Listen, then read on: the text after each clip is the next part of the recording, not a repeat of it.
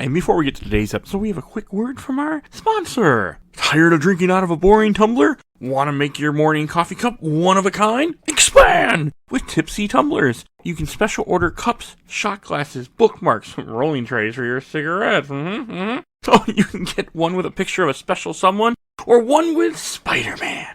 The options are endless. You can upload your own pictures or pick from her selection of design. With Valentine's Day coming up, this could be a great gift for that special someone, or even just for yourself. Hey, you can use the code GAMES2023 at checkout to save 10%. You go to angeltipsytumblers.myshopify.com. There will also be a link in the show notes. Now on to our episode today.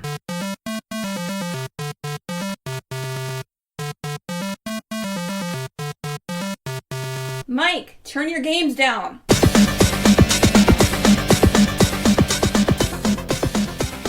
Hi everyone, episode 210 of Games My Mom Found. I am Mike Albertin, and who's jump, slide with me tonight? I'm Michael Hughes, but you can call me Handsome Guy. Damn it, that's what I was going to do. I was going to do the same damn thing. It's the best one. Well, I mean, I guess Adam from Talk Games Chew Bubblegum here, and you can just call me Bald Bearded Man. And I'm Blair Farrell from comicbookvideogames.com, and I will crush you. I will make a popsicle out of you. God, is that what he says? Uh-huh. I guess. I think he's from Canada, so I guess he's either from Canada or like somewhere in Alaska, so I have to represent. I didn't play this with sound on very often because the sound was terrible. Oh, you were missing out. Oh, I heard the cutscene. Soundtrack slaps. You guys know me. I can't do sound. Like I have no music ear really. I really don't for some reason. I don't know. I'm not a music guy. Says you don't listen I'm to so it. nostalgic. Yeah, true. Yeah, that part. But I just have no. I mean, I had it on sometimes. I just don't care. It just doesn't interest me. I guess. I also am not big in about this type of music. Like I'm not. As much as I love RPGs and I love the 16-bit era, like it has to be the certain games where the music hits me, and if it wasn't a game that's nostalgic for, I don't care about it as much. Oh, we're here to talk about Mega Man 8, which came out in 1997 in North America, 1996 in Japan, PS1, Sega Saturn, developed by and published by Capcom. So that's what we are here to talk about. A game that I've never played before until this past week. Before we deep dive into Mega Man 8, there's one quick thing I want to say. It is the show's 4-year anniversary. We've been coming to your ears for 4 years at the time that you're hitting the episode. We just hit it a couple days ago, the time you're listening to this. And I just want to say thank you for everyone that listens to the show. If you downloaded one episode, if you downloaded 400, I appreciate all of you. And I also want to thank, everyone that's taken time to join me on this quest. And I look forward to all the years to come. I just wanted to get that quickly out there that it's been 4 years, and I just can't believe it. This has always been, I think, one of my favorite Mega Mans, if not my favorite Mega Man. When it came out on the PlayStation, it was like, I feel like it was close to the end of the PlayStation's life cycle. I remember either choosing this or Castlevania Symphony of the Night to buy, and I chose Mega Man. Oh, you failed. I ended up getting Castlevania. but just like when the colors popping and just the animations in this game, I was like, oh man, this is what Mega Man's going to be like from now on. And then it kind of took a turn, but it took a turn. But yeah, I just have so many fond memories of this game. This is also the first Mega Man game to come out on PlayStation 1. This is before X4 comes out or X5. Mm-hmm. Mike, what is your first experience with this game? A friend of mine had it. I played entirely through it at his place more than once, but I don't think I actually owned it until the anniversary collection on the PS2 era. Okay. Because, I mean, this game was never cheap, I'm pretty sure. So, I'm sure it went up quick. Oh, what about you, Blair? You say that, but it shockingly was. Okay. I actually, I never had a PlayStation until 2000. My brother got one in 1999 for Christmas. I remember seeing this in X4 at like a local video store and being so bummed because I only had my stupid N64. And like my favorite franchise was like gone from Nintendo, like all my other favorite franchises were. So when my brother got a PlayStation, like one of the first things that I did was like, I have to play Mega Man 8. And I really dug it. And people can knock on the voice acting all you want to make all the jokes. But for me, seeing that Mega Man look like that was incredible because I had never seen, like, I watched the Mega Man cartoon, but this was like leaps and bounds better than that, and it looks so cool, especially that like opening, which really sucks that it's not on Legacy Collection 2. Like it opens with a title screen, so you don't get the cool like intro. Mm-hmm. And this the same thing with Mega Man 7 also. It does have like the opening that shows like Wily breaking out. I think it was like in the 2000s, this NX4 dropped to $29. Because I remember like my brother one year got me this NX4 for like less than $100. Like I remember seeing ads in GamePro for like Target, which we didn't have in Canada, where it's like X8 and X4 are only like $29, which is not what they're worth now. But I mean, they're also on everything. Yeah, which I'm happy that this is everywhere. I'm happy that people can play this as an anniversary. I'm happy that it's on Legacy Collection 2. I hate when games are locked to, like, you know, if you're a person that won't play games the way I play games, and then you have to, you know, fork out $400 to get a copy. Like Eternal Darkness, not $400, but you still have to fork out way more than you should have to. Yeah, absolutely. So, Cubivore. That's about 400. But you don't need to play Cubivore. But it's good. No, it's not. It's a very unique game. But no one should pay $400 or $500 for Cubivore. No. You should pay $20 for Cubivore, enjoy the weird ass experience, and then be like, I played it. It exists. That's what the game's worth. And Gotcha Force. Oh god, that game! It's been 2 years actually. As the day we're recording this, it's 2 years since you made me play Gotcha Force. I saw a thing on Facebook Memories this morning. I'm like, fuck that game. And my comment was, my head hurts, my eyes hurt, my fingers hurt, and my ears hurt because I keep hearing stupid gun sounds from Gotcha Force. I'll keep blaming Jeff Cork on that one. So I blame him too. No, so Mega Man 8 is a game that I've been slowly trying to play for the whole series with this podcast. A lot of them, like, I played 7 early this year for the first time. I played 6 and 5 earlier for the first time, where I actually beat them and played through all of them. Like, this has been so I'm approaching Mega Man from a much different way than all you guys are, because you guys all have played it before. I have never touched these later games ever. Like, I never touched 7. I never owned 8. I never went near 8. No one I knew had 8. This was my first time ever really seeing it, other than watching a speedrun at some point randomly. Yeah, I think that gives me a different opinion. I mean, plus I'm not a big platformer guy, and this game I think is very, very challenging, which is fine. I don't like really challenging games. So there's that. And I had a very, very hard time playing through this game. I died a lot. Like, the platforming is one of the things that I really like. I thought the evolution of Mega Man was happening, where you had weapons that now were universal tools. You had a grappling hook. You had something that helped you boost yourself up in the air a little bit extra for that tight jump. It just seemed like the evolution of Mega Man, where you can use your Mega Buster as well as a power up at the same time. Yeah, I love that 9 took that and ran with it, where every weapon has some kind of utilitarian use to it too, outside of just for damage. And they kind of bring in that, like, it's kind of evolution of X7, Mega Man 7, where they're trying to incorporate some of the Mega Man X style backtracking and exploration, because you have like the bolts and like there's a few at the start, like in Frostman's level, that you can't get until you beat Astro Man because this kind of is like Mega Man 7, where you have 4 bosses and you beat those and the next 4 come in. So you can't get like one of the bolts until very late in the game. So I encourage you to keep like replaying, because like those bolts can get you some pretty helpful power-ups. Yeah, I didn't like you can't farm the bolts like in 7. Because in this game, it only has 40 bolts that are there, and they're all in set locations, and so you can't just do like I did in 7, where I just played the same part over and over again until I had enough bolts to buy whatever I wanted, because I'm a cheater. So, I mean, that's how I wanted to play, and it bothered me that I couldn't just do that to get all my upgrades. I actually would have to watch a guide and go through all the levels and find stuff, and I didn't want to do that. But that's another me thing. But no, I do like the fact that you guys are right. Like, the weapons do have lots of, extra features. Like, I've been watching speedruns of this. The first weapon you get in this game, which isn't even from a boss, is the Mega Ball thing that people use as a platforming device constantly. Oh, yeah, speedrunners love that thing. I don't know how. I tried to do it, and I could not make it work. Yeah, I hate that thing. I hate the boss in the Wily level where you have to use it. Ugh.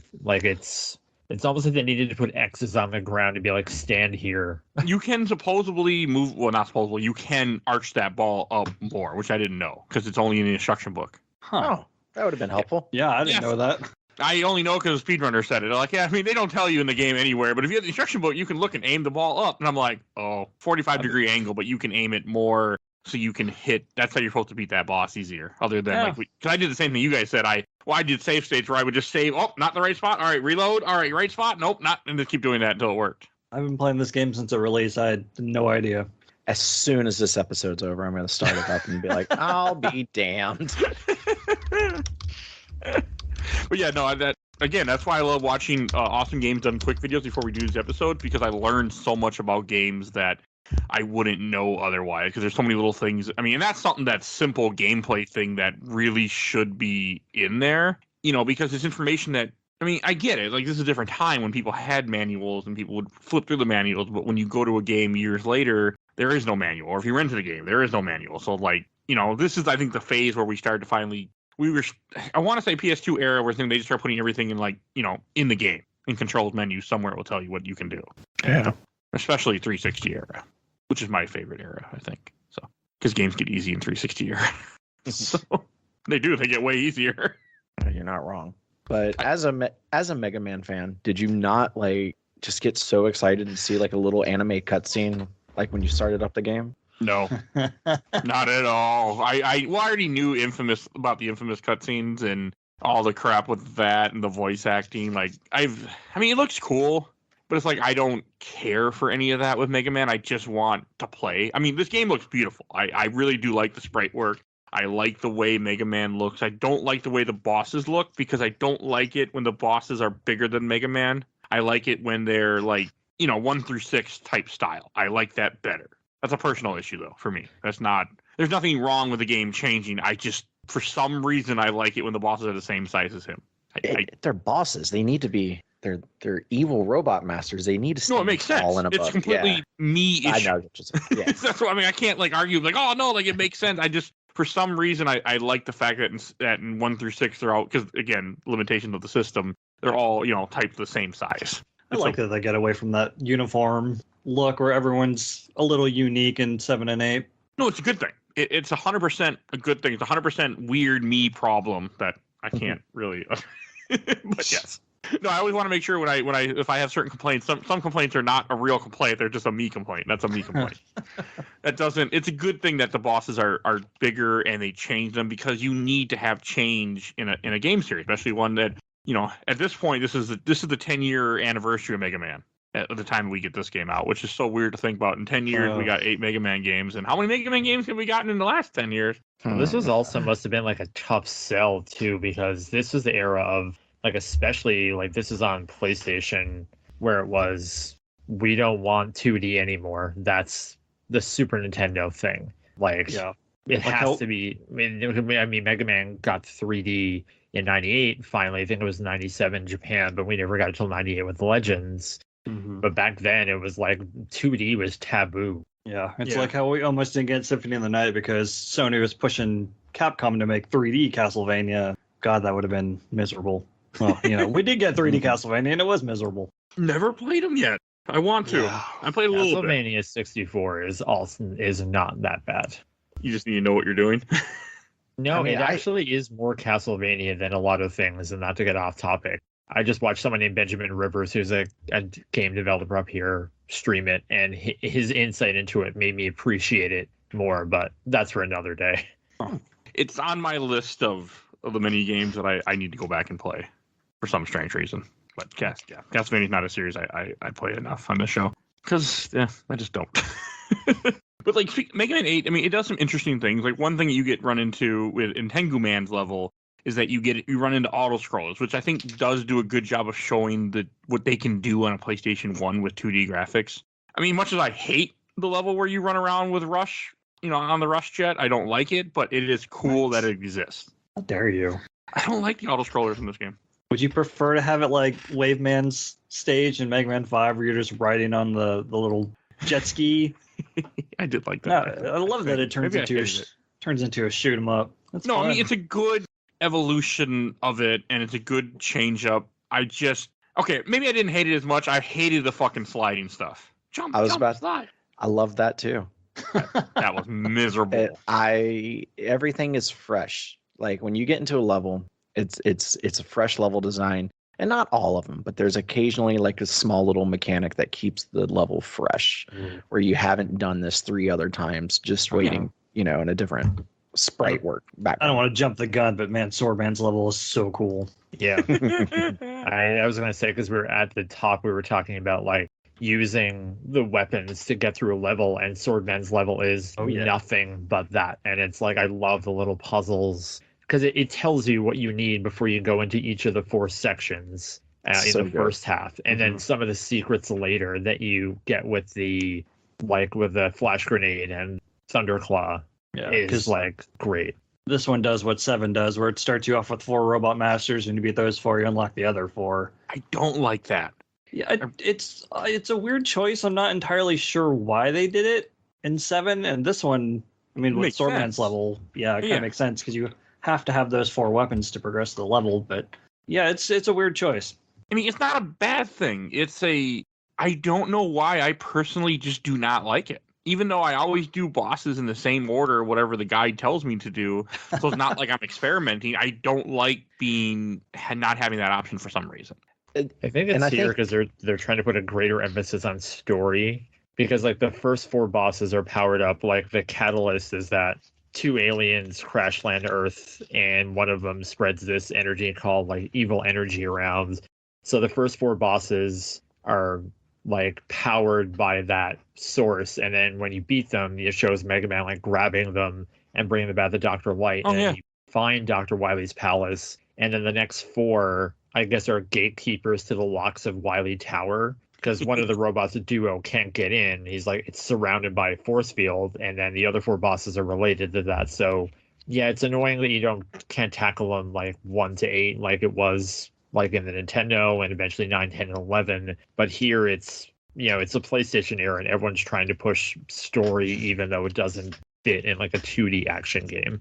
And I think it actually goes back into like Swordman's level as well, where they had ideas. They're like, wouldn't it be cool if we like made the players, have to use these weapons, in this level to progress? It's like, well, what if they just jumped at this level and they can't do it? Like, oh, wait a minute, hold on, I got an idea. Hear me out. No, it's definitely good for that. And it's good that there's a change, that they're doing things differently, because Mega Man needs to do that. Mega Man needs to be different, and it's all a good thing. I mean, my complaint is not legit, in my opinion. Again, none of my complaints you're going to hear in this episode when I go into it are none of them are really legit. They're very much me complaints.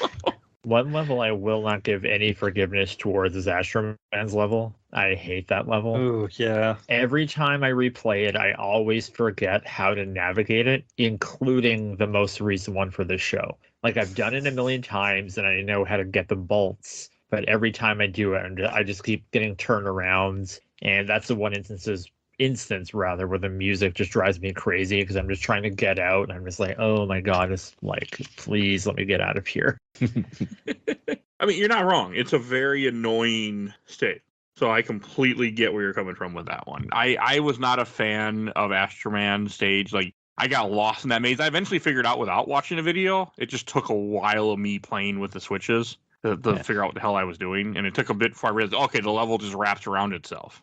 Yeah, I was going to say, I don't think we need to beat around the bush with the levels anymore. We can just talk about why that level sucked so bad, can't we? Sure. Because it's a maze. It's annoying. Yeah, it's you have to hit switches and stand on like a little Wily logo to exit out, but it just keeps looping around. And if you're not paying attention, you'll run and be like, wait, didn't I just do this? Wait, oh, okay. I see what I got to do now. Even outside of the maze portions, that's the only level that has the disappearing platforms that suck. Not as bad as other disappearing platforms in the past. Yeah. Since to Mike's point, because Mike was saying at the top that he doesn't care of like the platforming. Like, I think this, except for the weird decision to not have any type of energy tank, like the only thing you have is a rush power up where he just drops like health across the screen. Because I think the first sliding or section in Frostman's level is fair. The first level, the Wily Palace, gets a little bit too fast. Like, I remember the first time I played it, I couldn't get the last jump. But then also you can kind of cheese it with the Astro Crush. So if you jump and use the Astro Crush, it just holds you in the air for a bit. So eventually you'll land. That's cool. And that's the thing is just like about this is that creative use of the weapons is key. Something, because someone brought up the manual, so then I had to rush out and get it because something that I love about this in the manual is that all the robots have like a different story that tells like Clown Man, for example, was rescued from a canceled science fiction TV show, and Sword Man was Wily stole a giant sword that he left at a museum, but the sword was so huge he couldn't find use for it, so he built Sword Man so he could use it. Jeez. Okay, that's kind of cool. I mean, they're not. The bosses are kind of cool. Like to talk about like the Sword Man you guys were mentioning. I want to go back to that real fast. Sword Man is a very cool boss. The level is very cool. I hated it personally. Hated it. I didn't like that I had to use the weapons because you know me in Mega Man. I don't use weapons. If I can help when it. I was playing, I'm like, oh, Mike's gonna hate this. You were right. Mike did. I mean, it's okay. It's a very cool concept. I'm glad it's there, but as a guy who only uses the weapons to fight bosses, I was like, I don't know what these weapons do. I've never really messed with them. So I actually had to look up a video of what to do because I didn't understand. And then it made complete sense. And after I saw the first puzzle, I was fine and figured out the rest. Because I thought, oh, I must be missing something. No, I just didn't use I don't use weapons enough. I'm just not. I don't know why I play Mega Man games that way. I cannot explain it. It's just something I do. I will never have an explanation for why I play that. I mean, that's the whole point of the series is like... Oh, I agree. You get these cool weapons, and like, I think the worst Mega Man games are ones where you don't have to use them, like 5 and 6. You very rarely use the weapons outside of the bosses. 5 suck anyway. Like, when you get to Mega Man 11, you are going to be absolutely miserable. Mm-hmm. Because like so much of that game is predicated on using weapons. Oh, I know. It's Mega Man 9 is coming. So I don't even think Mega Man 9 is that bad for like. I think the Wily stages threw me off in that because you have to use like certain things. But I think that mostly, from what I remember, you can get a lot of that with just the Mega Buster. Yeah, it doesn't force you to use them, but they have a lot of utilitarian uses. Okay. I mean, it'll be happening sooner than later, so it's on my. I gotta play the Mega Man game, but no, Sword Man it's very cool. It's a very cool fight. I mean, I had a hard time with a lot of the bosses too, where I had to like save state constantly to get through them because in this game, none of their weaknesses really like knock them out the way I like weaknesses to. They don't just massacre the boss. Which is a good thing, but it's not I don't like it personally. I like it when you hit them with a weapon and a quarter of their HP goes away. You hit them again with a weapon and then you just, they're over. That's it. I mean, I like that personally. You can stun lock Astro Man pretty hard. Mm-hmm. I had a really... How'd that happen? I had a really hard time stun locking him. I know what you mean. Like I saw videos of it, but I could not get... I kept missing with the homing missile because it would go after the balls and not him. You had to like jump towards him to make sure he's the closest target. I was trying, but I still kept screwing. Having a really hard time when I shouldn't have been. Astro Man actually gave me the most difficult. For the same reason, I could not get the homing missile to lock on him, or even just the flash grenade. Either one way, I was just, I don't like you. I don't like you, dude. I didn't like Astro Man either. He's just a weird boss. But there's a lot of weird bosses in this game, though. Speaking of weird bosses, can we talk about how putting a space between the words Aqua and Man avoids a lawsuit from DC Comics and Warner? Yes, okay, I do not like this boss at all. No, that's where you're completely wrong. And I like this Aquaman better than Arthur Curry.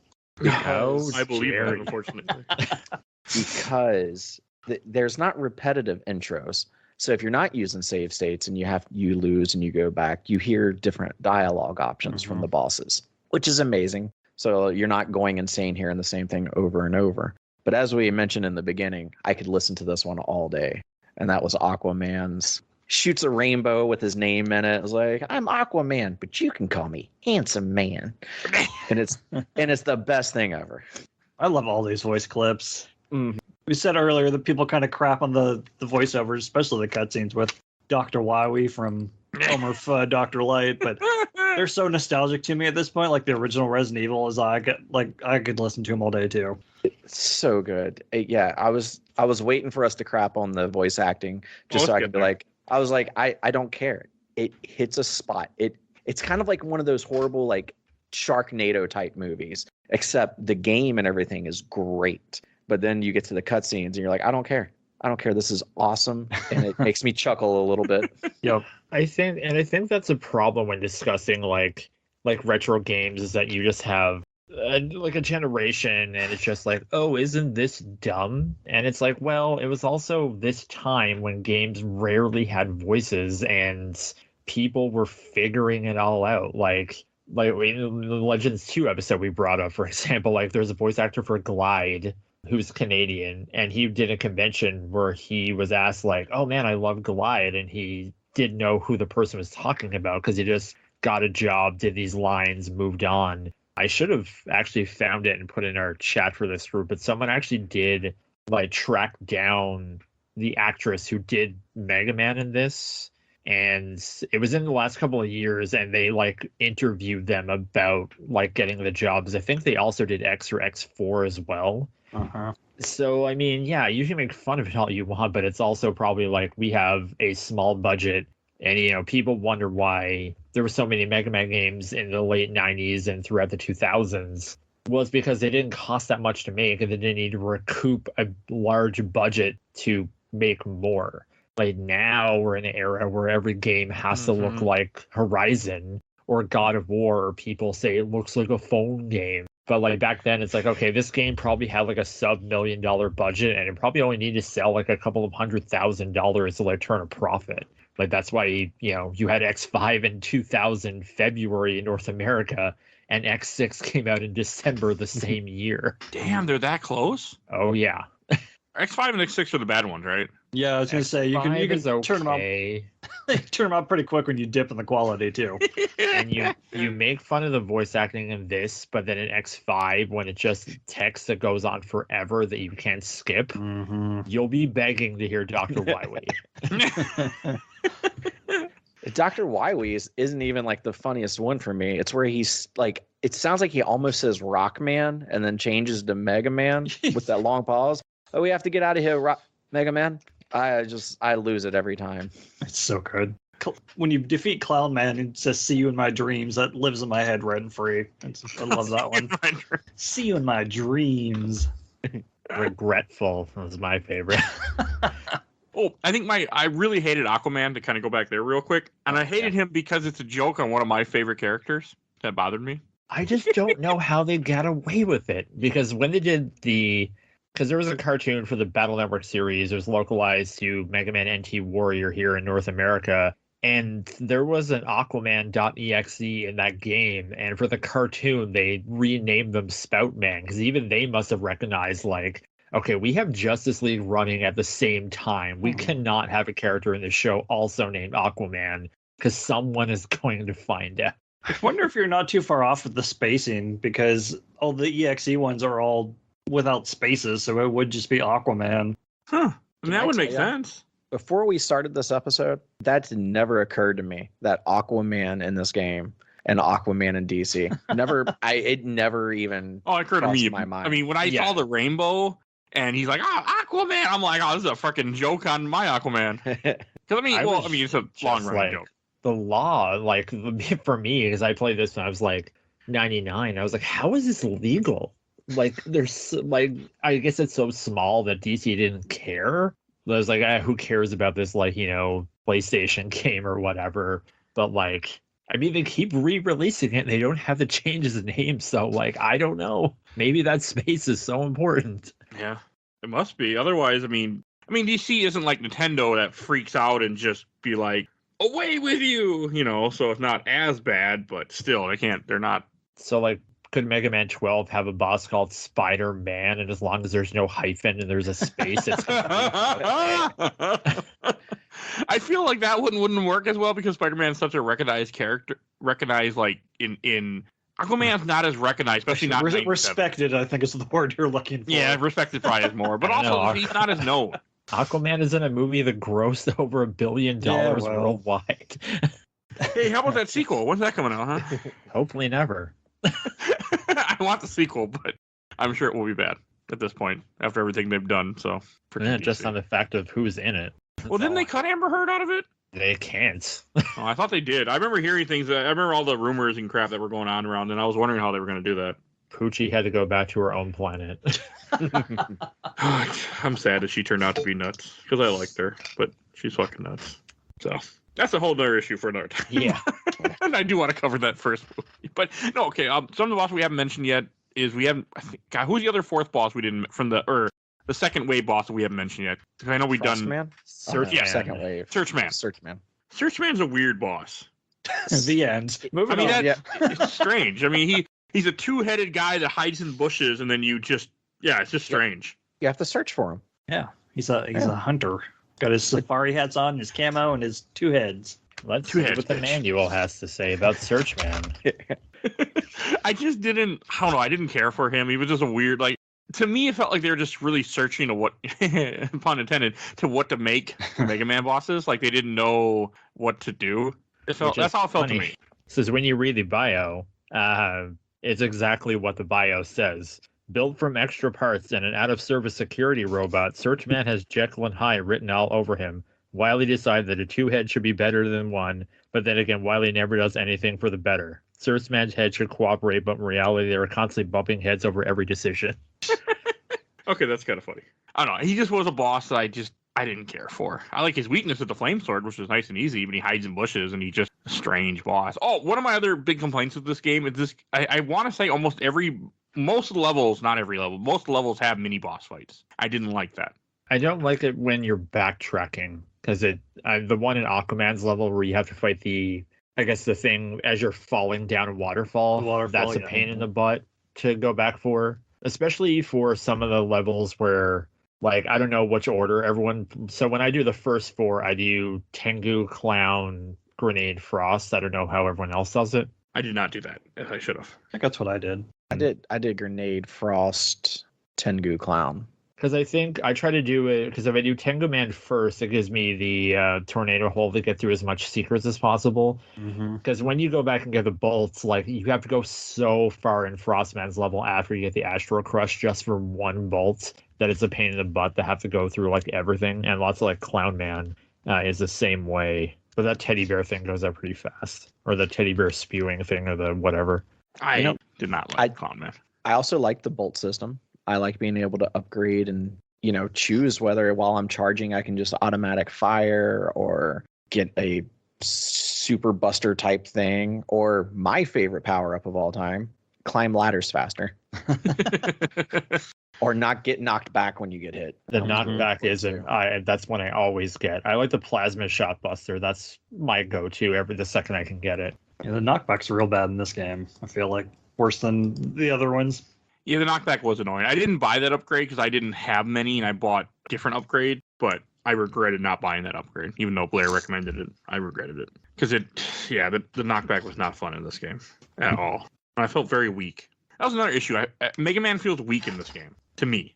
It doesn't help that he lets out a little cry every time he takes damage.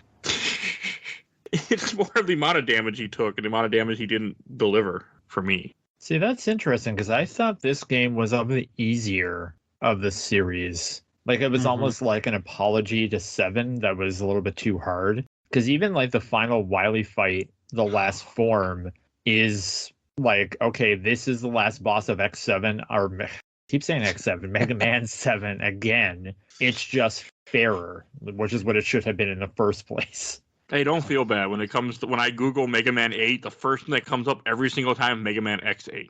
I don't know why, but every time. That's what comes up first. Huh. So even Google doesn't give a shit about this. Gets it wrong too, so I don't get it. Oh, like you guys were talking about earlier about the order, I did the order wrong because the guy that I looked at told me to do Clown Man first, which is not what you should do because Clown Man is a bitch. I used to do Clown Man first. I thought he was okay. I had a hell of a time beating him with save states, and I'm cheating. And he kicked my ass. Like, I mean, I still beat him without dying because I can reload, but I was constantly reloading. It took a while to get through him. Yeah, his weakness helps a ton because he'll jump up on this bar and swing around the stage. If you hit him with tornado hold, it curls him up into this ball that you can just wail on for a few seconds. Yeah. I mean, Tengu Man's the way you're supposed to go, but for some reason, the guy that I had told me to fight Clown Man first. Yeah, it's like hitting Tengu Man, because his weakness is the ice wave, but having him get on the ground, it does a ton of damage. But sometimes he just might not go on the ground. I did not like that his weakness is as a ground ability. That really irritated me. It really bothered me personally. Pretty easy boss though. Yeah. I had a hard time with Tengu Man too. I had a hard time with just about every boss in this game. So there were very few that went. There were none other than Grenade Man. I don't think any went well to where I could just play without really save state, even with their weaknesses. I just had a really hard time with this game. I think what troubles this game is when you go about bosses, the logic. Because when I think about the first time I played this, and I think I may have beat Aquaman in the second round, and then I was like, okay, well, I have Water Balloon. Well, that guy's Sword Man, so swords pop balloons, but he's the fire guy, and Aquaman is the water person. So that's how it should work, but my brain couldn't wrap my head around, why is this? Because in Mega Man, you kind of apply some form of logic where, okay, well, this is Gutsman throws rocks, Cutsman has scissors, and rock, paper, scissors, rock beats scissors. And ice and fire can go either way. Fire melts ice or ice is water, so that puts out fire. But in this, it's okay, electricity against a grenade, and a grenade versus ice. There's some weird stuff. But Grenade makes fire. Grenade Man was my favorite boss in this game. I actually really like Grenade Man. You bring up the rock, paper, scissors and then power it up. How do they not make one of the two added bosses like Origami Man or something so we can get that full trilogy realized? Hey, maybe that was going to be in Mega Man Powered Up too. I'll come through this internet and stab you. Well, that was just supposed to be a remake of Mega Man 2. I know, but they might have added something. I'm still upset that we never got those. Universe. But since I started out with Grenade Man, and it's been years since I played this, there's actually a stage transition in his level. And I want more of that in Mega Man games where something blows up and now it's a different platform, sort of like in Grenade Man. I love that. Kind of like how Sonic 3 Act 1, or Angel Island Zone, where it's all lush jungle and then you beat the first act boss and then everything's on fire after that. Yeah, it's a cool level. And more stuff like that. I mean, this game was very pretty, and I like what they do with the levels. I mean, they do some really cool, unique stuff. I didn't like all the mini bosses. To kind of go back to Clown Man real quick, I want to mention that I liked his level. I just didn't like him because he kicked my ass.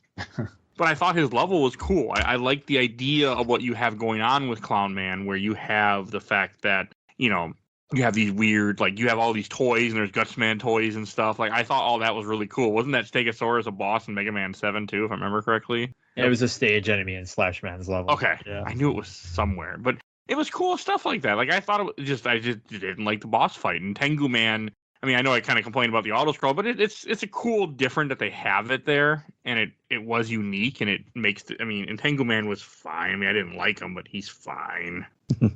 Sounds like you're starting to warm up to this game the more we talk about it. No, I'm not. I'm just trying not to be super negative. That's all. I don't want to. I mean, I don't, because again, my biggest problem with the game is how hard it was for me. Yeah, that's my biggest issue with it. What's something? I mean, I can't believe that there is no substitute for energy tanks, because I personally feel that a lot of the bosses don't need them, because the patterns are really easy to recognize and they're not very fast. Except for the Wily fight at the end, where I feel the lack of energy tanks, and they really don't know what to do with Rush anymore. Because you have the auto-scrolling levels that are R-type, and I love how you get the power-ups, and Beat comes in and he'll attack enemies, and Rush has the 3 fire shots, and I always try for auto because he just has this massive missile launcher that shoots enemies. So good. I just want a full game of that, right? And then Rush is oh yeah, he's a motorcycle now. I think the only time I ever use a motorcycle is to get a bolt in Clownman's level. That's the only time I ever use it. Speedrunners use it though a few times. Of course I do. Because it's faster, but yeah, you only really need it for that one bolt, and that's the only thing that you actually have to have it for. Yeah, because it's a platforming game. You can't just drive through super fast. You're gonna die in a pit. Yes. I didn't like Rush in this game because I didn't like the changes. I was upset that there were no E-tanks in this game. And that's one reason I like X Series more personally, is because you have in X you have the ability to do that. You have all the extra stuff. And in this game you don't have that, and that makes it hard for me. Because I like the energy tanks, I like the heart tanks in X. I like being upgraded. And where this and in the Mega Man, the classic Mega Man series, you don't really upgrade as much or at all. I mean, this game, sure, you do have the bolts, you can buy stuff, but the upgrades to me didn't really, the fact that you couldn't farm bolts made me upset. And I didn't want to look for them. But in 7, what did you really need? Because you can find mostly everything. So I guess the bolts were just to buy extra lives and E-tanks? I don't remember. Because all the power-ups you can find, like the escape unit and the Otto's bolt, is a super adapter. Yeah, all of that you can just find, but that's if you have like a guide, because it's very unintuitive about how to like find it. Yeah, we gotta have them search. So I don't think you didn't really even need to farm. I think you just get by with what you pick up throughout levels. Maybe I didn't farm. Maybe I'm remembering wrong, and I just found shit in levels. I played 7 other Mega Man games, and I played 7. So yeah, I mean, Mega Man 7 was January of last year. Yes, and this is January of 2023. Yes, yeah. I don't remember it well. It's been a while. I'm bummed they got rid of the rush adapter after, as useful as it is in 6 and 7, and then this week get the stupid motorcycle thing. I'd much rather have the jetpack. That's fair. Yeah, I didn't like some of the stuff we get in general. It just wasn't for me. Another small, actually, another boss we should mention. Okay, I like Grenade Man. We mentioned that. We mentioned Tengu Man. We didn't really mention Frost Man too much, did we? I know we made fun of what he says, I think. Or we didn't even do that yet. Oh, I did it at the top. Yeah, that was in the opening. Okay. Frostman. Oh yeah, because he's a Canadian robot too, or a Canadian actor, somewhere Canadian. Yeah, is that like all the enemies are like on the world map, and him like where his pin is, it's somewhere between Alaska and the Yukon territory. So it's nebulous as to whether it's like where he is. It's just in a cold place. It's like Canada and Alaska. I do like that when you come into a stage and he has little Mega Man statues of made out of ice in there to show he's gonna crush you. Okay, that made me chuckle. I was like, that's cute. And he's maybe one of the easiest bosses, especially with the weakness. Yeah, he went down really fast. You talked earlier about how the bosses don't really react to their weakness. He sure does. He gets knocked back by the flash bomb. Yeah, okay, you're right. He did. It just a lot of them felt where it didn't matter. Yeah, it's like a sparked mandrill level of like you can probably do it with one hand. I like that though. I like in Mega Man games when I can beat my bosses super simple. You're gonna hate Rockman and Forte. God, they suck. And probably 9 and 10. That isn't on the schedule.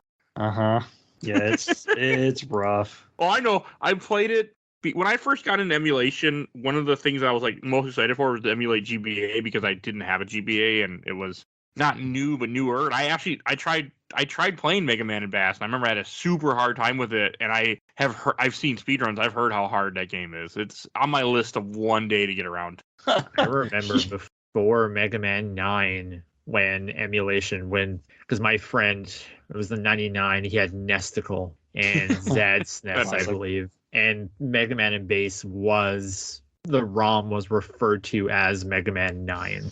Because it was only ever the Japanese ROM that was floating around. Oh. I mean, technically it came out it does come, not technically, it does come out after Mega Man 8, so. I want to point out real quick, you called him Bass. I blame this game because I used to call him Bass too, because in the opening cutscene they call him that. But it's Bass. Instead of Bass, yeah. You think the first time you voice over a character, you would make sure you get his name right so people won't, screw up years and years later. It's probably just like the recording session is, all right, we have like a half an hour. Like Krusty when he runs in, it's like, hey, it's Slideshow Mel. Okay, I'm done. It's like Adam said earlier, Dr. Light completely flubs Mega Man's name at least twice, and they're like, just leave that in. Just go with it. No budget. Mega Man? That's a good question. I do find it funny the fact that whoever this voice actor was decided to give him that to talk like that, to go, Dr. Woweeeee. Dr. Woweeeee. If I know his meteors, we'll find Dr. Woweeeee. I mean, that couldn't have been an accident on the voice actor's part. Like, that had to have been intentional. See, it's time, budget, casting, like, I don't know. I mean, it's bad, but it's funny. And it is unique. It stayed with it. I mean, look at, like, with Resident Evil 1, we make fun of that, voice acting people have for years to come. Like, it's still a joke. And it's a good, but it keeps it relevant. It's fantastic. Yeah, it's memorable. Like, and even there's lines in Resident Evil that people quote that aren't even the funniest ones in the game. Oh yeah, there are some real bad ones. Like Chris is face to face with Rebecca, probably 8 inches away. Is that Rebecca? In a brilliantly lit room. Get some glasses, Chris. Come on. My favorite is still at the end with Jill, where it's just like she speaks with Enrico. It's like, Jill? Is that voice Enrico's? There's like a 4-second delay. Yeah? Gets me every time. I really need to play that game. You really do.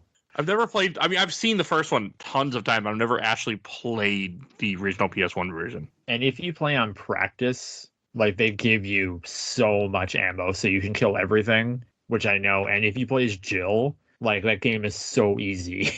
You got it. I'm on board. And I can play it on my Steam Deck just fine. I'm on board.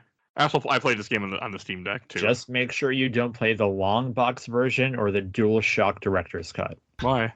Because the long box version doesn't have auto aim and it's harder, and the DualShock Director's Cut has terrible music. It has to be the first Director's Cut. Basement music. I don't care about the music. I won't hear it. Well, actually, I would hear it because I play horror games with sound on, so I can hear when things are trying to sneak up on me. Because I don't like to be grabbed all of a sudden and not know where it's coming from. So that bothers me in a horror game. Horror games just bother me in general. What am I saying? I mean, I've proven that on the show enough times. Oh, and one thing that they replaced the energy tanks with this, with Rush does that medvac thing that I didn't even know about until way later in the game, because I saw a speedrunner do it once, or I saw it come up once somehow. I mean, it's kind of cool that he drops a bunch of like health stuff, but I would have rather had energy tanks. Oh, absolutely. Because the only indication you get is the power up has like a red cross on it. Yeah, which I get it, but it there me off. And that was I'm sorry, what? They made some weird decisions with this one. Yeah, they really do. And that's what I think I'm really into for the way X is. That's just because there's also X is the first Mega Man game I ever really played. So I think that's also why I'm more towards the X series than I am the regular Mega Man series. Well, I'll give you a heads up. You're going to be pretty nostalgic for Mega Man 8 after playing X5 and 6. No, I know X5 and 6 are garbage. And 7. X5 is not garbage. It's just, if you ever watch the Aaron Hansen video where he talks about the like kind of ingenious design of Mega Man X1, about how it teaches you everything without ever having to look at the manual. Yeah. And X5 will legit pause you at times for your operator to say, use the shoot button to shoot. Beginning of every stage, she's got something to say. Yeah. And when you replay them, it still happens. We'll see, because I'm playing X5 this year, so we'll see what I think. I'm trying to finish the X series and the Mega Man series. I'm trying to get them all done. You're gonna love that. Was it Volkraken stage where you have to ride the stupid bike? You're gonna miss Tango Man stage after that. Yeah, collect all the little sparks so you can get the upgrade at the end. Also, I don't understand why Bass isn't in this game more, because wasn't Bass bigger in 7, if I remember correctly? Like, he's a boss in 7. I mean, he's a boss in this game, too. Well, that was his introduction. He was, like, the Poochie they brought in, because we need to, like, your second Poochie That's drop. 2 Poochie reference. I love it. Well, and then, I mean, we'll get to X7, where Axel is legit the Poochie of the X series. It's the thing they had a lot to do with him. Even, like, Proto Man is barely in this. Yeah, Proto Man's only in, like, one scene to save you when you fight Duel after you beat the first 4 bosses. And then again at the end. Yeah, Proto Man doesn't have much to do in this. And I'm tired. I don't want to fight Proto Man, so I'm okay with that. I never get tired of Proto Man. If I've learned anything in my years of playing Mega Man, if I hear that whistle, I get hype. I always get hype. Before we started this podcast, I was listening to like remixes of his themes on Spotify. It's a good one. I don't know. I don't like fighting Proto Man in games, in Mega Man games. It bothers me because his fights are annoying. I know. You'll love Mega Man and Bass, where he literally gets cut in half at the beginning. Okay, but he's in 9 and 10 though. Yeah, you can play as him in 9 and 10. Yeah. Wasn't that DLC though? It was. And I think 9, it was for 9, but 10 he was there. I think they added like Bass 2 and 10. Yeah, Bass is definitely in 10. I mean, it won't matter to me because when I play 9 and 10, it won't be on a. I'll be playing the Wii version, but not on a Wii. So. I mean, it's in Legacy Collection too. Yes, but there's no save states in Legacy Collection too. They're kind of. Yeah, that's something we should bring up, because Legacy Collection 1 was done by Digital Eclipse, who are absolutely crushing it with these collections. And there's so many features for save states and rewind. The Legacy Collection 2, which was the first time that 9 and 10 were on a physical cart or disc. Yeah. And they took out all that stuff. And it's the same thing with the X Legacy Collection, where I like the convenience of those, but the package is awful because they took out the slowdown, which screws up my muscle memory, but that's just a me thing. And there's no save states because I was playing X Legacy Collection at my work, and I was like, okay, I'm done. I'm going to save. It's like, oh, I can't put a pin in this. But for Legacy Collection 1, I could. Like, you can just drop a pin and like, okay, I'll pick up like right here. And not having that in the Legacy Collection 2, because Capcom was like, we can just do this internally. It's like, no, give it to the people who are the best at doing this stuff. Yeah, that for me is why, like, I own Mega Man Legacy Collection 1 and 2. I own actually multiple copies of both of them, but I won't play them that way because I need to have my save state for Mega Man. I can't do it. Like, I would have never gotten through this game without save states. I might have gotten through the 4, maybe 8 bosses, but that's as far as I would have gotten. I would have never made it through the Wily stuff without save state. I'm not trying to rub it in or anything. I actually played the Legacy Collection. I don't think I game over going through this. I mean, you're fine. You're good at Mega Man. You're good at games. I mean, hey, you beat Fetch Trish Quest without cheating. But no, in all honesty, you are actually very good at games. I can't play a game over and over again and keep losing. I just don't. It's not even because of the podcast. That's just not.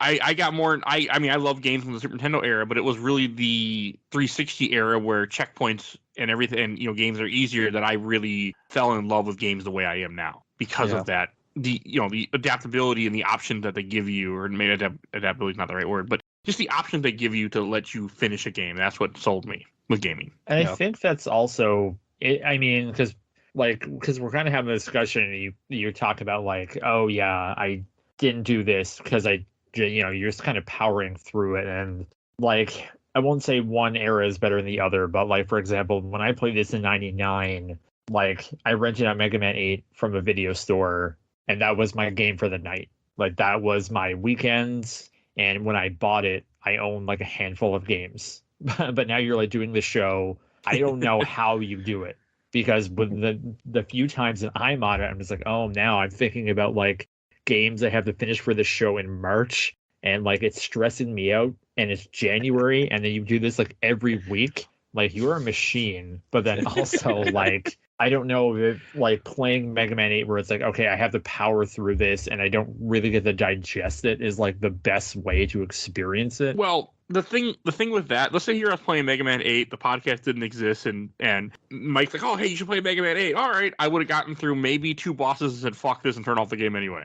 The fact that it's just, that's me. The fact that there's a reason for me to finish the game, such as, the podcast or recording, it pushes me to do things and play games I never would have touched. Like, at one time before the 360 era, all I really played were RPGs, because an RPG you can grind. You can almost always finish an RPG if you put enough time into it. And those are really the only type of games I really played in my life. Like, that was just mainly just RPGs. I bought other stuff, but I would never really finish anything but RPG. So you are right. Like, Mega Man is, meant to be played differently, but I can't, even like before this podcast started, I did a thing where I was like, okay, I'm going to beat Mega Man 2 legit for the first time in my life. And that was all I did. I came home from work. I mean, I was with my girlfriend at the time, but I worked third shift, so we didn't see each other as much. So whenever I had free time, I'd sit down and play Mega Man 2 legit. And I got the 8 bosses down, but I never got past the Wily stages. I just never could. And I wasn't using save states, and I just gave up. I said, fuck this. So if it wasn't for save states, it wasn't for all the cheating, I never would even see the end of these games, because I would just give up. I think that's kind of why I like the Mega Man series. Is it's that what's about to happen. There's RNG, but it's not massive. When you walk into the level, you know where to shoot. Especially after you've died like 20 times, you're like, all right, and you feel like this rhythm starting to happen where you're like, all right, do this, turn, jump, shoot, and then you get to the boss and you learn their pattern. And I think that's why I love Mega Man. Also, why I like Souls-like games, because I love learning that pattern. I love getting my ass handed to me only to come back and be like, all right, I got you this time. See, why I like Mega Man is, well, I like the aesthetic, and I'll never play a Souls game unless they're like, okay, we're going to make a superhero game and then I'm gonna have to. Because like I don't give a crap about RPGs and tactics with cards, but I just put like dozens of hours of the Midnight Suns in my game of the year. But I don't care about that stuff beating my head against the wall. What I always liked about Mega Man is people talk about this came in the NES era and people talk about Nintendo hard, like Ninja Turtles and the Joker and Batman the video game and Contra and Castlevania. And I think among those, Mega Man was always the fairest. Like, I think with enough practice, you can do it. You have like continues, energy tanks. As long as you have put in a cheat code in order to get the extra lives to get through. It's like, okay, you died 3 times, go back to the start. Well, maybe Mega Man 1 on Nintendo, because I remember as a kid, it took me years to beat Gutsman's level. Like, just that one level with the platforms at the beginning. Yeah. I mean, I also am not good at platformers, so that's a big thing. I suck at platformers. And I don't like having to fight things over and over again. I like to play a boss, beat it, and move on. Again, just me. It's a me thing. This isn't even a podcast thing. This was just me before, like, I just like to beat games. I like to play through a game, beat it, and move on. I don't want to knock my head against the wall until I just masterly learn. Like, one thing I hate in games, I hate bosses that take just too much damage and just have too much HP. I don't like that. I don't want it to be I have to master you for 10 minutes and know exactly what you're going to do and play flawlessly. I can't do that. Like you were talking about Dark Souls. I don't know how, but yeah, I was about to say, it's just like, and you love the series. That I do. I love Dark Souls 1 and 2, but also I think it was a time and place for me where also Dark Souls and RPGs. So I could throw them. I just leveled and leveled and leveled, and I'd come into a boss, and they'd be like, oh, you die in one hit, you die in like a couple hits because I spent, 50 hours leveling. But Dark Souls, the bosses never feel super long once you learn their strategy. Like you can use, and if you level enough, you can usually take them out in a decent amount of time. I also have not played Dark Souls 1 or 2. Okay, I beat Dark Souls 1, 2, and Bloodborne, but I haven't played any of those since the podcast started, to be fair. I'm going to play Dark Souls 1 on the podcast, but I'm waiting for things called save states on the PS3 emulator. Then I will be doing it. So, because I 100% want to play it, but if I'm going to play that game, in a week or a couple weeks, I need to know that I can just save state and cheat. Otherwise, not happening. Because I won't get lucky the way I got when I beat, the hardest boss in Dark Souls 1. I can't think of their name all of a sudden. The 2 guys you fight together. Oh, Smog and Morn or whatever. Smog and Arsenia Smog. There you go. I only beat them because for some reason 2 other people put down their summon signs. I went in that fight with 3 people and we just massacred them. And that's how I beat that fight, the hardest fight in the game. And I'm like, yeah, I'm never gonna get lucky like that again. I just got lucky that people happened to be on playing it and wanted to help me. And one of us even died during that fight. I'm pretty sure. Just wasn't. I let them. I'm like, you guys can die. It doesn't matter. You go fight. I'm just gonna go run around and hide. So and that's what I did. I just ran around until like the last part. Then I got involved. That's how I beat that game. So, but yeah, I completely get where you're coming. Dark Souls are super hard, and it's I don't know why I don't like hard games, and I like Dark Souls. Oh, some of the things I want to talk about, like the Wily stages, is you fight Base again, which is just weird that he's in this game because Mega Man's fighting Base in the first cutscene, and then all of a sudden Base is gone. So I don't know. I thought Base should have been more, but maybe I'm going to regret saying that Base should be more in the game when I play the Rockman and Base. Well, you better play as him because he can double jump. Oh, isn't he? Is he the harder version of that game or the easier version?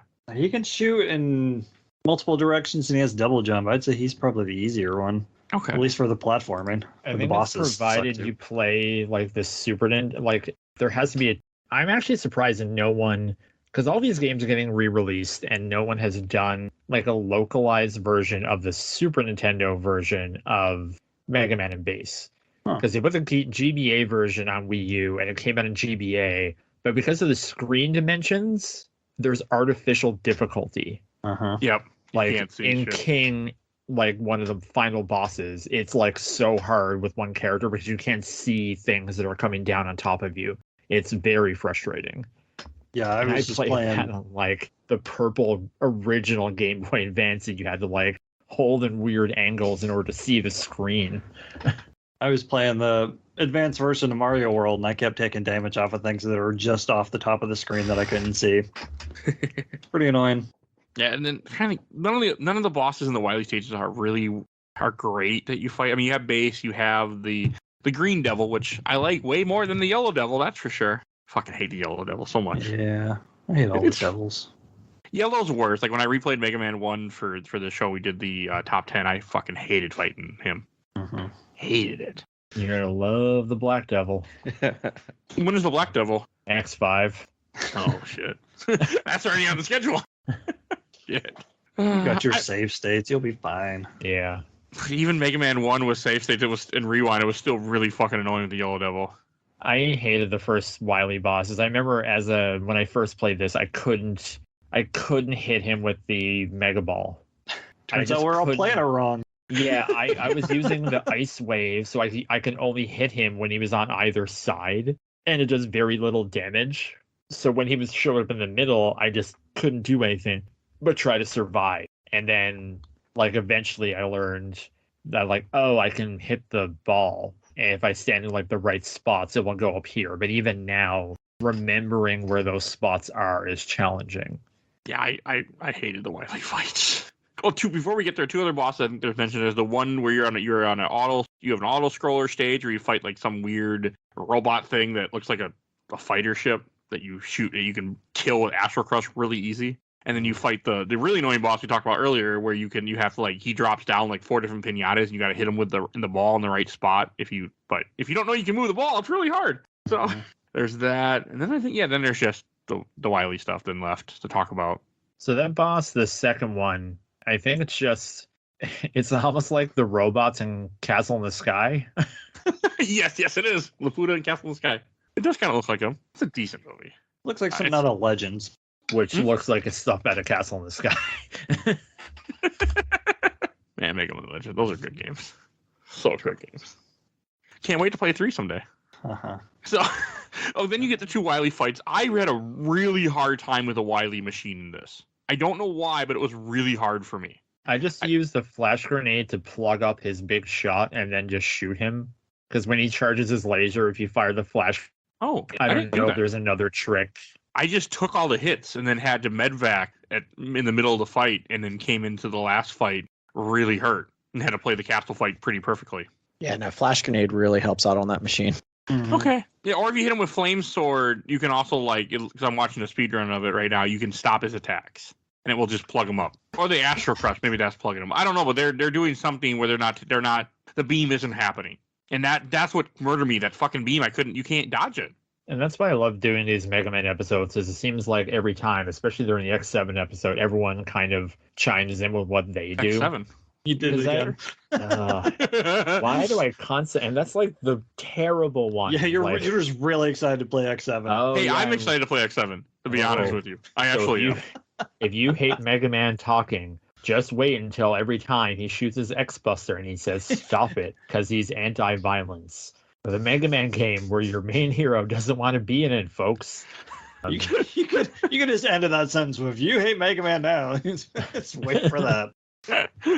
I can't wait. I don't know. I'm actually excited to play X7 because it just looked so weird and different, and it interests me I'm excited now to talk about it, even though when I'm playing it, you're just getting a lot of the message being like, I hate this show for making me play this. Can't wait to hear everybody's thoughts on Bird Hindyard. Lame Hynard. Burn to the ground. I had a friend I was in residence, and he just walked in and I was playing that game, and he was like, how can you even do this? It's awful. And like for years he would just run up to me and just say, burn to the ground, burn to the ground. You punk. God, it sucks. I can't wait to understand these references. See, that's the opposite of this one, where the charm comes from the dialogue and stuff, and the dialogue in that is just like, oh my God, shut up. It's that meme with the good looking guy talking to the woman. She's like, oh, you're so charming, and then the slobby looking guy, she's like, hello, HR. Yep. It's the same thing. I did not like the capsule fight in this either. It's not as hard as 7. You are 100% right, but I had a really hard time with this capsule because I think I was doing it wrong. 7 capsule is just abysmal. Yeah. It is. It's got to be one of the worst. And the fact that you can't heal, and like you can kind of, if you do the rush missile drops, you can get a few hits when he's up above you, but it's fairer than 7, but it's not great, especially the fact that you can't heal, except for like maybe doing the rush medevac drops. Of course, it takes no damage from the homing sniper, because that'd be too easy. Yeah. Can't be like Mega Man 5 where you just turn on beat and beat kills it for you. I love that, though. We didn't really talk about the weapons as much as we kind of praised them earlier. We can now. I mean, you guys can. I don't know what they are. So I love the Thunderclaw. How it's like a grappling hook and a little electric whip. That's so cool. Yeah. Tornado hold. I love because I second guess my jumps all the time, especially if there's spikes. So I would just throw down a tornado hold, jump in, and just levitate to the ledge ever so softly. Yeah. Especially in the Wily stage. I think it's like World 3. I use the tornado hold a lot. It's so good they put it in Marvel vs. Capcom. Mm-hmm. Yes, Smash Brothers 2, I think, has tornado hold, right? Or has something. Yeah, Leaf Shield. Yeah, Leaf Shield, Flame Sword. Oh, Flame Sword, that's what it was that they were talking about. Yeah. Okay. Yeah, I know there's a lot of them. I think Tornado Hold might be one of, in Smash 4, you can get like different abilities to swap them out. I think that might have been one of them. Which one is Smash 4? That's the Wii U version? Yeah, Smash for 3DS and Wii U. Okay. I always regret that I didn't stick with it. Yeah, it's a custom move for his up special, so he can like drop one into his feet and it'll push him upwards. Oh, okay. I just get my Mega Man amiibo to play Smash for me because, hot take, I hate Smash Brothers. With a fiery passion of 1,000 suns. Okay. Wow. I haven't played them enough, so I can't. I haven't really played a Smash Bros. Game since Melee. But I love that they have toys that can play it for me, so I can go to someone's house and watch other people play it while my toy plays for me, so I'm participating, but not. I have a Mega Man amiibo too, actually, somewhere around here. I was always waiting for amiibos to get cheap, and I was going to buy a bunch of them. Yeah, still waiting for that. I don't think that's happened. Waiting for amiibos to get cheap. This is like, I remember when they came out, it was like getting the Turbo Man dolls and Jingle All the Way. I always thought one day they'd be cheap. Like, I also thought Skylanders, like, I still want to buy those. And I go to conventions and stuff, and I see stacks of them, and I'm like, I should really just buy a bunch of these one day. It depends on which ones you're buying for those. I remember at the Mega Man amiibo, I had to go to a local game store that's like an official Nintendo dealer and wait outside to get that thing. Because I was going to get the Punch-Out one for my friends, and I didn't get it when it came out, and then it was like $50, $60 or more during like the amiibo craze. I'm sad I didn't get the gold one that came with the 3DS version of Legacy Collection 1. Oh, yeah, that one was cool.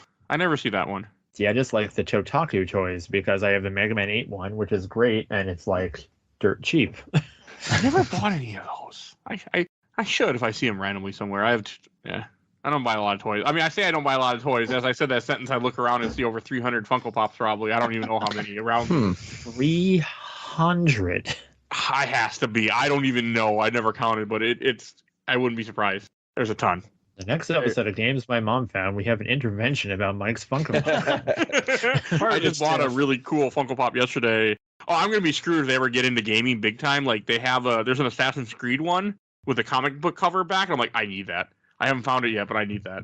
Yeah, if they ever do Zelda, I'm screwed because I will buy every single one. Well, we talked before, if they start doing the Robot Masters for Mega Man, we're both going to be in trouble.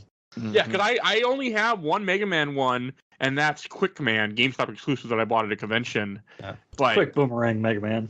Yeah, because it looks cool, but if they do the Robot Masters, I'm fucked. Because I would buy them all. See, I think they'll never do that because of Funko. Because actually, Funko, they did a line of Mega Man action figures, and they put in a Dr. Wily, and it is incredible. I have it on my shelf, but I guess like their model works perfect because it's like, okay, here's Mega Man. Now here's like Hyper Arm Mega Man, and all they have to do is just like change the colors a little. But for the Robot Masters, they just have to do like completely different molds. I mean, they do different molds. I mean, I got some random shit around me. I got the Yu Yu Hakusho ones, and they did some different stuff for Yusuke and Demon Mode.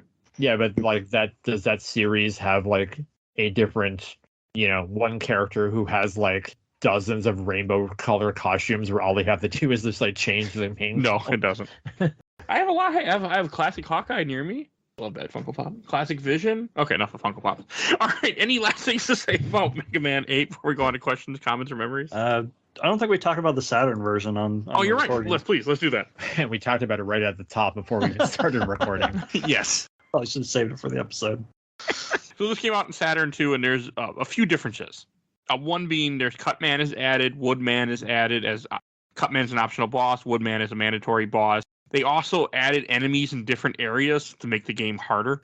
There's more enemies in the game. Jeez.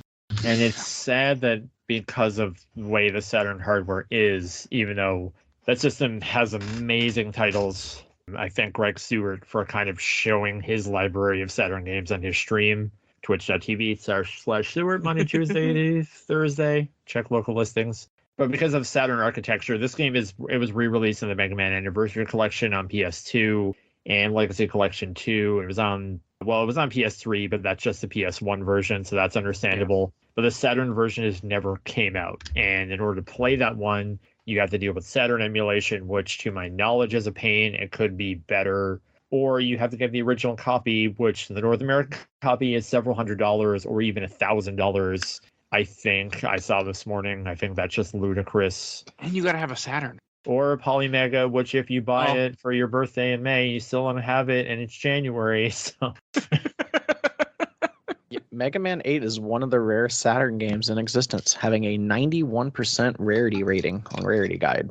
Because there probably wasn't a lot produced, as this is probably like a limited print run, especially for the Saturn. I know in the PlayStation, I think they just threw the greatest hits version of this out. I have like a regular non-greatest hits version, but again, it was X4 and this was like $29, and my brother got them for me. This was like late in the PlayStation life cycle when you can get a lot of great games for really cheap. Like my friend got Symphony of the Night for $10 at Walmart. That's all about 2001. And I got Grandia for the same price. And that was shocking. Yeah, PS1 had some great games. I really need to play Grandia 1. I played Grandia 2 and I love Grandia 2. That was a great RPG. It's a Dreamcast game too. It's on the Switch, I think, and PC. Yeah, it's on Steam also. Screw Switch. I got Steam. I don't need Switch. Switch is only for Nintendo exclusive titles until Switch no longer is around, and then I play Switch on a Steam Deck. But so until then, Switch only plays Nintendo titles until they stop making the Switch, and then I will pirate it. But until then, I will not touch it because I don't like to pirate stuff that I can go buy in the store brand new. I don't feel right. Nintendo's just going to come to your house and like break your kneecaps. Mm-hmm. I don't. yes. Buying out, boys. No, I have a few. Hey, I bought Metroid Dread for $50 a year later when I shouldn't have had to pay that much. So I did that, Nintendo. I did that, you assholes. And I'm gonna buy Breath of the Wild again for fucking full price when it came out 6 years later. But hey, fuck you, Nintendo. I will do that too one day. See, I was listening to your Metroid Dread episode because I wanted to hear what the panel had to say, because I won't get off topic because I personally hate that game. But so does Mike. It's like the thing about Nintendo now is like when you think about like the GameCube, for example, that was an era where games had to be printed on discs. So they would order as many as they think they could sell. But then there was a lot in the wilds. So then they would drop price. But now they're only really making as much as what they need. And Breath of the Wild is still outselling games in the NPD 5 years after its release, and it's still selling for $79. So as much as I think it's horse crap that they're doing it, if it's still selling for that amount of money, they have no reason to drop the price. No, I know. I just wish they would do the greatest hits again, drop it just because, like, okay, we made enough money off this game. We'll let you, more people can experience it. Oh, I agree. I own the Battle Pass in Mario Kart 8, and I don't own Mario Kart 8.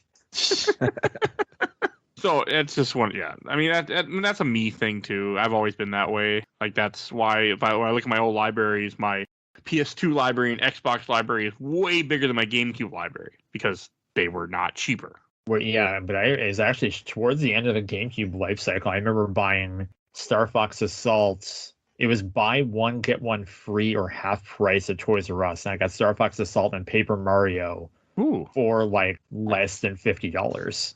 In Canada. Wow. Try doing that now. But yeah, I mean, that was also, I wasn't, at the time when GameCube got really cheap in the next era, I wasn't buying games at that time because my son was just born and I didn't have any money. So I missed out on it. Well, yeah, that will do it. Yeah, it did do it. And my girlfriend at the time didn't work. So that didn't help things either. And I worked at Arby's. That didn't help things either. So, anything else to say about Mega Man 8? Okay. When we find those energy emissions, we'll find Dr. Woweeeeee. Okay, let's go on to common question members. I actually got a few. I got a lot. So we're going to start with Mega Man Universe from Victor Perez. I know Mega Man 8 is not a popular entry, but it is my personal favorite. It's the first title that I ever owned. They gave us a little variety not seen in other titles. That's just let's see here. Yes, somewhere amiss, but they tried to change the formula up. The soundtrack had some solid entries, best stage select theme, and the link felt appropriate for a Mega Man title. It wasn't padded with extra stages or filler. The weapons may not have been the best, but they had variety. Claw for grappling, Baw for extra height, Tornado for vertical travel, Sword for close range. And he says other stuff, but okay. And from Julie Diaz, Mega Man 8 is my absolute favorite. The designs and voices are amazing. From William Orwell, last year was a Mega Man year for me too. I played 1 through 11 plus base, X, and 4 Game Boy. I think 8 is a perfectly solid game, but still probably the worst of the main classic game. Thank you, sir. You agree with me? I don't know if I'd go that far. Yeah, I would. I put 10 and 7 below this, and 6. I haven't played those Victor yet. was on. I think Victor was on to something. The first one. I have not played 9, 10, or 11 yet. I will be maybe this year play all 3. I doubt it, but I might. We'll see. It's hard to say anything real nice about the original. Yeah, no, okay. You're right. That one's pretty garbage. Okay, from Robbie Tompkins, I want to like 8 more, but there just seem to be too many auto-scroll levels in my opinion. Really hoping for something like 11 in the future, but more playable characters like in 10. And let's see here. Oh, Victor Gomez had another comment, actually. He really liked this game. Actually, I'm going to read this. If you kept from the very start, 8 was exactly the atmosphere, hand-drawn quality that Inafune and us fans wanted from the start. The only thing that maybe isn't to like are the Robot Masters, though even that is subjective. From Juan Carlos, is overhated, especially since Mega Man 5 exists. I like 5. Yeah, I like 5 too. Yeah, it's fine. From John Hunter, not my favorite either, but still a worthy entry in the series, 8 out of 10.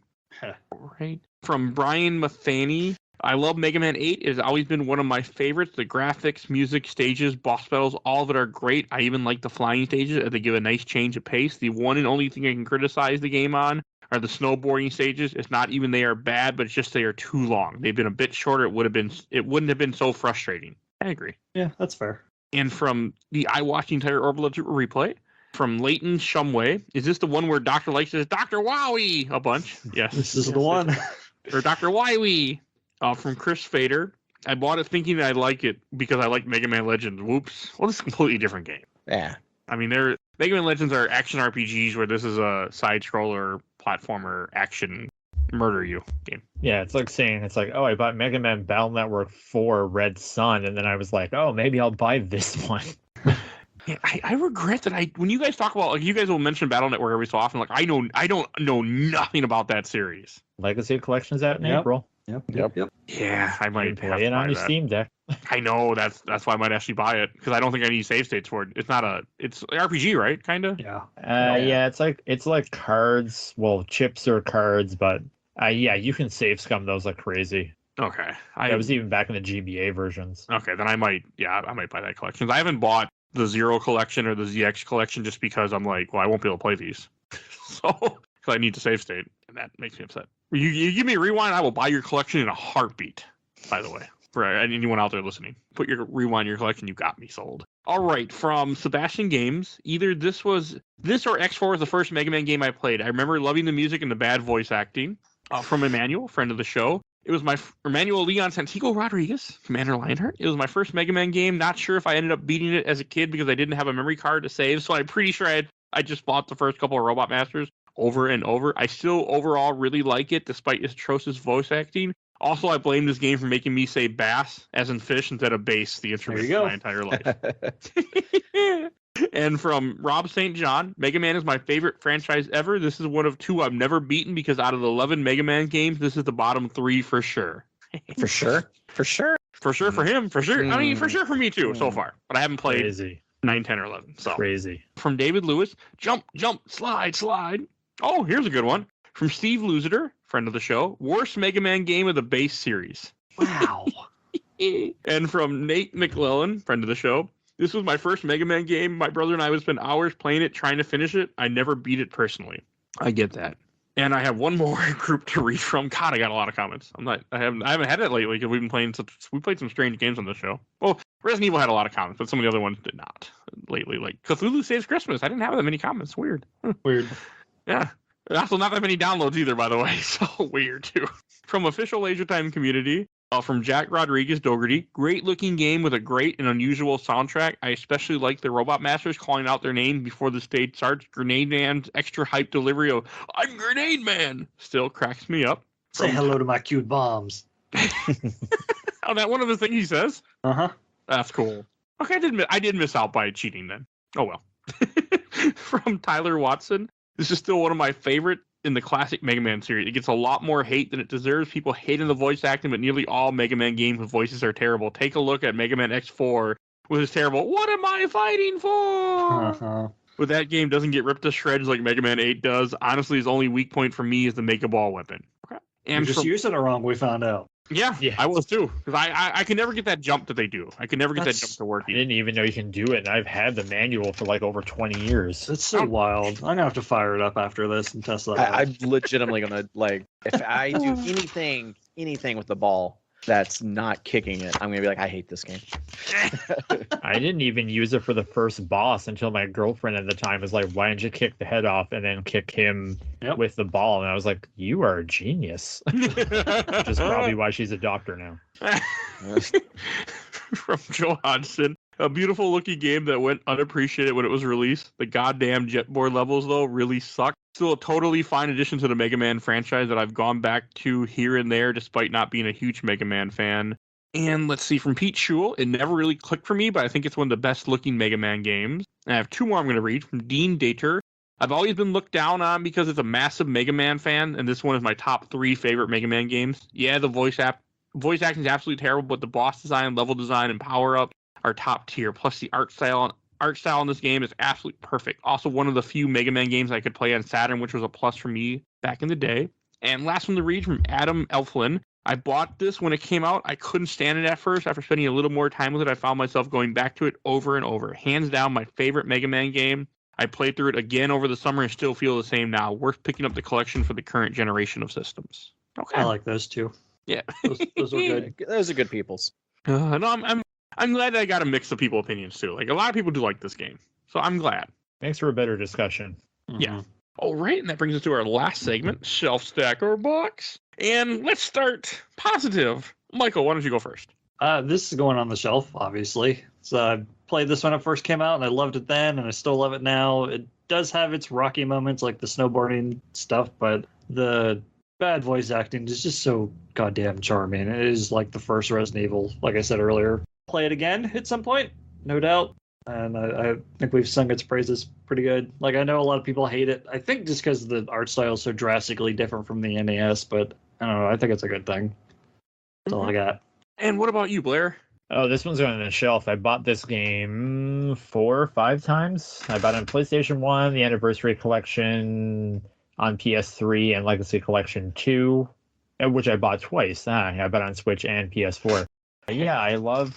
Well, except for Astro Man Stage, which again is a pain in the butt for me. Like, I like the bosses, I like the weapons, the level design's great. I think the challenge is just right, even though I think they should have energy tanks. Yeah, so, like, I know the voice acting we already mentioned is what it is. It's of the era and the budget and the time.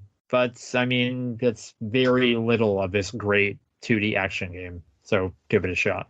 Okay, and what about you, Adam? You know, games my mom found has a curse on me. I love games. I go back and I play them, and I absolutely hate them. The opposite. I think the curse is finally broken. I love this game more than what I did when I first originally played it. It's been a while. Yeah, it's been a while since I played it, so it's definitely going on the shelf. But just looking at the sprite work, how the colors are popping, the animation, the voice acting is nostalgic. I love it. It makes me chuckle. But like the boss intros and even the pain in the ass levels, they still add charm. You know, everybody hates the speeder bikes from Battletoads, but you also love them at the same time, in my opinion. Like you're like, ah. So I'm gonna go play it again immediately after this, just so I can see kickball thing. Okay, I'm glad. All right, I'll go last, and I saved the negative for last. I'm gonna put this in the box. I did not enjoy this game at all. I couldn't wait to be done with it. It's not a bad game at all. It's a very good game, I think. It's just the challenge was too much for me. I felt just beaten down constantly, and I didn't like that feeling. And it just didn't click for me. But, you know, that really is, I have to keep saying, it really is a me problem, not an issue on the game. It was a very fun game, and I put it in the box, and I have no plan to play this again. I also didn't like Mega Man 7 either that much. So I'm just not... some of these Mega Man games just don't work for me. I'm sure you'll love the next few you've got queued up. What, X4, X5, and 9? X5, X6, and then whenever you get to Rockman Forte. Here's the thing. He's gonna love them. Oh yeah. They're known as the bad ones, so he's gonna love them. Exactly. I do love bad games. Yeah. Anything just to spite me. I mean, there's that too, but hey, I've really enjoyed some very bad games that we put on the show, and I'm like, man, this is fun. I mean, I love Robotech Battlecry, but that's for that's Metal just for Shark Player is a top 10 Mega Man Xbox. Oh, Jesus. All right, and I do have a code to give away, so I want to do that real quick for System Shock Enhanced Edition that I've had for who knows how many years on this. How long it's been in my log.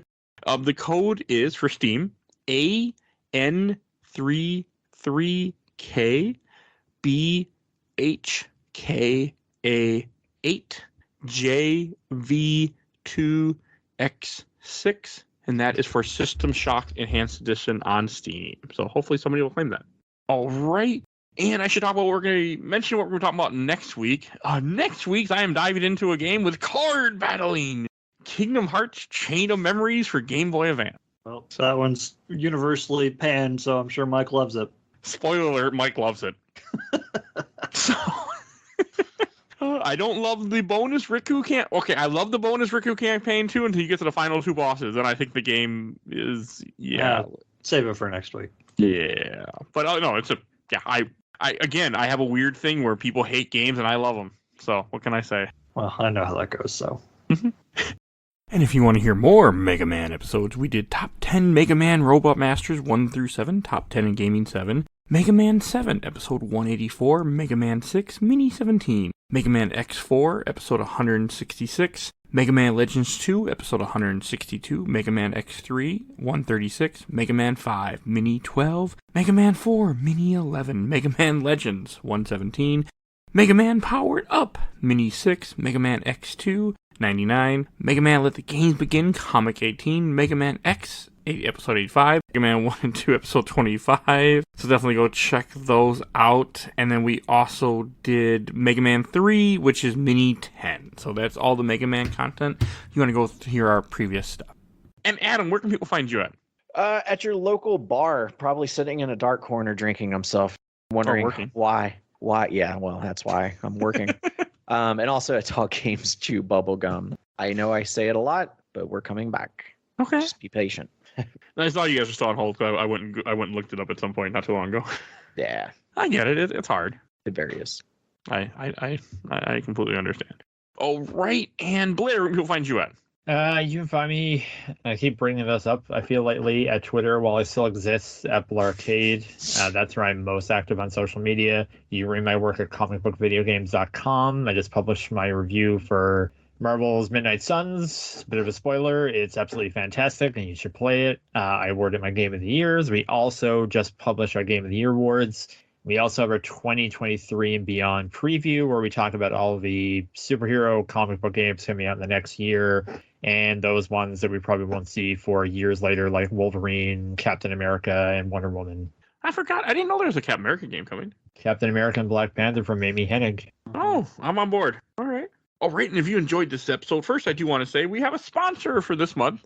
Angel's Tipsy Tumblers. You'll see a link in the show notes. You heard the ad when the show started, so definitely go check her out.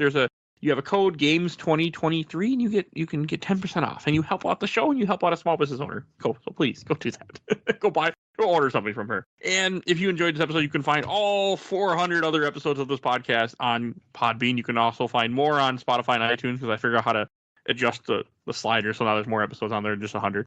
Oh, now there's 300. So go check out our giant catalog. We do movies, comics, video games, TV shows. We do whatever the hell I can get people to agree to do with me. So that's what we do on the show. And I want to give a shout out to my awesome intro and outro courtesy of Helena at Hell Has Free. You can follow her on TikTok. She is now TikTok famous. I'm so proud of her. So definitely go check that out.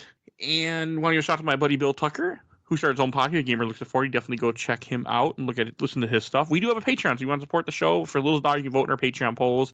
Right now, the poll is science fiction movies that Mike has never seen. So I put Blade Runner, Tron 1982, Ghost in the Shell, the animated one. I've seen the one with Scarlett Johansson, of course, saw it in theaters, and Children of Men 2016, which I've never seen before. I don't even know what it is, but it came up on lists when I looked up stuff. So definitely go check that out. And you can join our Discord and chat with us. We do have a Discord. You see a link in the show notes for all the things that I've just mentioned and all the things that have been mentioned. So definitely go check that out. And please follow us on Instagram, Twitter, and on YouTube. We're audio only, but we are on YouTube. I think that's everything I need to say. So we will see you guys all next time. Bye, everybody. Bye. That felt good.